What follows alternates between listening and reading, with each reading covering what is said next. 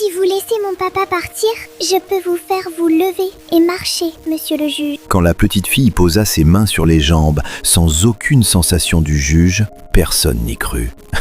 Des rires éclatèrent dans tout le tribunal. Et pourtant, à cet instant précis, le juge se leva réellement. L'air dans la salle sembla comme mis sur silencieux. Tout le monde pensait que des applaudissements allaient suivre. Mais non, son premier regard ne chercha pas la caméra. Il s'arrêta sur les menottes, au banc des accusés. Audience suspendue. 2 mots, plus lourds que le marteau. La porte se referma, le vacarme resta dans le couloir. À l'intérieur, il ne demeura que la respiration de quelques personnes. Les poignets du père étaient rougis par les menottes, ses lèvres étaient blanches. « Monsieur le juge, je n'ai rien fait. » Il n'acheva pas. La phrase se brisa. Il n'avait pas peur de la prison. Il avait peur que sa fille ne puisse plus jamais relever la tête. La petite fille fit un pas en avant, leva le visage. Ses yeux brillaient d'une façon presque effrayante. J'ai dit que je pouvais vous faire marcher.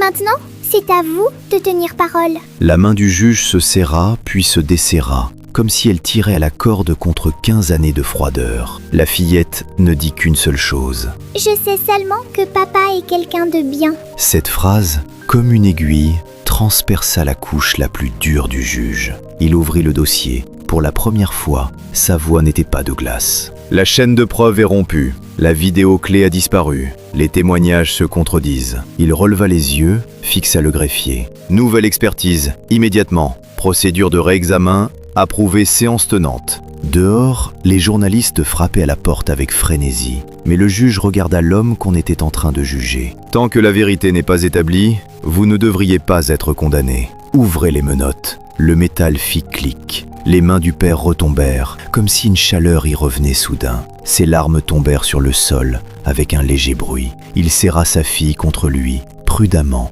comme s'il tenait une étoile qui avait failli s'éteindre. L'instant d'après, la porte s'ouvrit à la volée, et les flashs s'abattirent comme une pluie battante. Tout le monde attendait un mot. Miracle, une info, un titre.